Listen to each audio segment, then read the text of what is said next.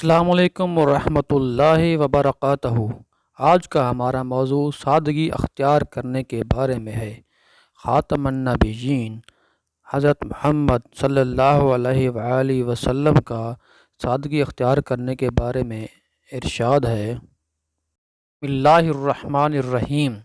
رسول اللہ صلی اللہ علیہ وآلہ وسلم نے فرمایا، اے عائشہ، اگر تم قیامت کے دن مجھ سے ملنا چاہتی ہو تو بس تمہارے لیے اتنا ہی مال کافی ہے جتنا ایک مسافر کے پاس ہوتا ہے، اور اپنے آپ کو مالداروں کی صحبت سے بچائے رکھنا، اور پرانے پھٹے ہوئے کپڑے کو پیوند لگا کر استعمال کرتی رہنا۔ سبحان اللہ۔